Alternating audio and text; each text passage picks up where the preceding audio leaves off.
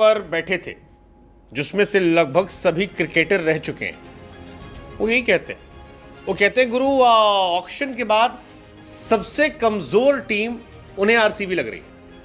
In fact RCB के जो पुराने वाले सीईओ साहब थे, हाँ वही जो पार्थिव पटेल की तरह लगते थे, वो भी कह रहे हैं कि यार विल जैक्स को देखकर आरसीबी ने अपने पैर पर कुल्हाड़ी मार ली। इंटरेस्टिंग है, आरसीबी ने 119 करोड़ रुपए खर्च किए। सबसे ज्यादा पैसा हालांकि उन्होंने हेजलवुड पर खर्च किया 12.5 करोड़, जितेश शर्मा पर 11 crore, 11 crore for Jitesh Sharma, that's quite huge.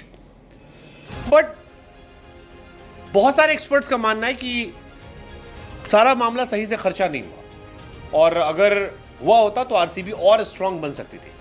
हालांकि कईयों का मानना है कि आरसीबी ने काफी बैलेंस टीम चुनी है, बहुत बड़े नामों के पीछे इस बार वो नहीं भागे, उन लोगों भागे हैं जो परफॉर्म कर सकते हैं। फिल सॉल्ट को लिया है, इंटरेस्टिंग चॉइस है। भुवनेश्वर कुमार, हेजलवुड, जितेश, रिक्वायरमेंट के हिसाब से लिया, ये मानना है कई लोगों का। सॉल्ट हालांकि बहुत खतरनाक है, भुवनेश्वर सनराइजर्स हैदराबाद की आन मान शान रहे हैं। अब हमें लगा कि ये टीम थोड़ा डिकोड कर लेते हैं। इस साल मिडिल ऑर्डर जो है वो लियाम लिविंगस्टन, टिम डेविड और जितेश शर्मा के भरोसे जा रहा है। हालांकि ये तीनों खिलाड़ी वो हैं जो पिछले साल फ्लॉप थे।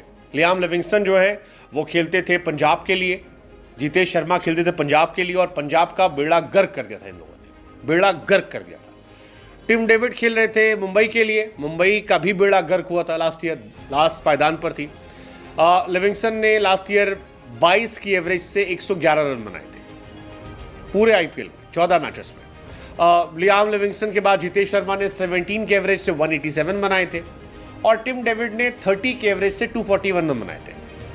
अब ये तीनों अपनी अपनी टीम से रिलीज किए हुए प्लेयर हैं। फिर स्पिन ऑप्शन में कुरनाल पांड्या, सुयश शर्मा को लिया गया।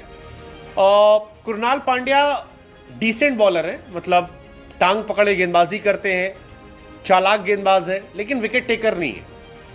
कुरनाल पांड्या का अगर आप आईपीएल की हिस्ट्री देखेंगे तो बहुत बड़े विकेट टेकर या सूरमा नहीं है वो। सुयश शर्मा पहले साल जब केकेआर में खेले थे मुझे बहुत इंप्रेस किया था उन्होंने, जिगरेदार गेंदबाज लगे, लेकिन पिछले साल टीम कॉम्बिनेशन की वजह से वो केकेआर में खेलने नहीं पा रहे थे।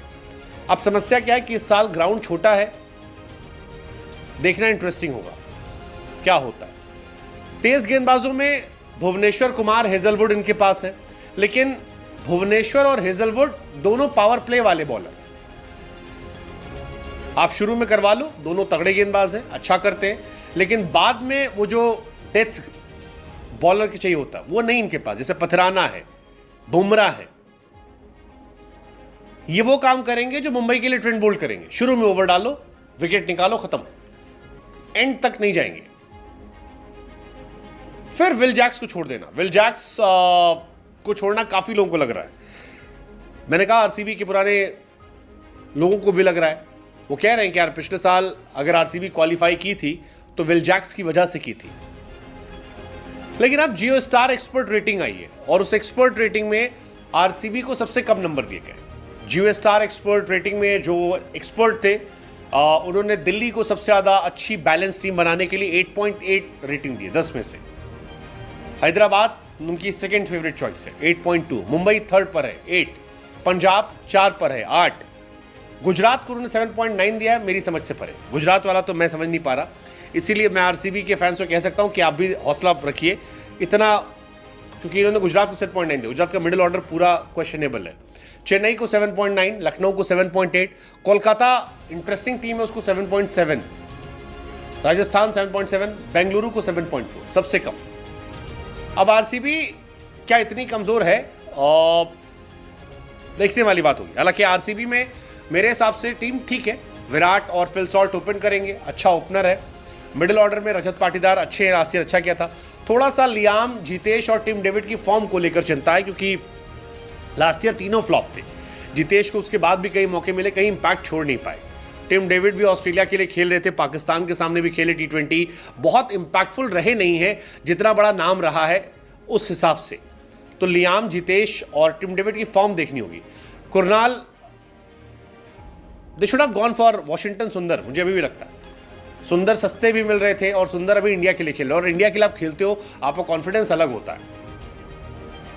बट कुरनाल पे हो गए हैं ज़्यादा डबल पैसे खर्च करके। भुवन